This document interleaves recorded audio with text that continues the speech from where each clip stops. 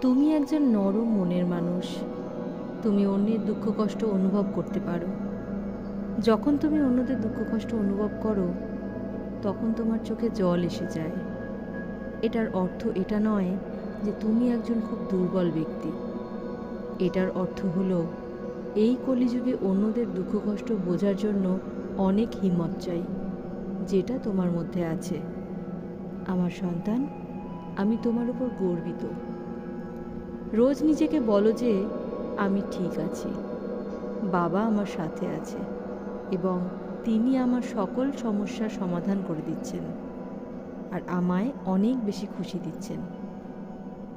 তুমি যখন নিজেকে এগুলো বলতে শুরু করবে, তখন তোমার ভেতরে একটা শক্তি, একটা শান্তি অনুভব হবে। আর তোমার সব সমস্যার সমাধান তুমি খুব তাড়াতাড়ি পেতে শুরু করবে। স্বপ্নতে যে সিঁড়িটির দর্শন তুমি পেয়েছিলে, আমি বলছি খুব তাড়াতাড়ি তুমি সিঁড়িটি আসতে চলেছ। সুখে থাকো আর খুব হাসতে থাকো। আমার অনেক আশীর্বাদ রইল তোমার সাথে।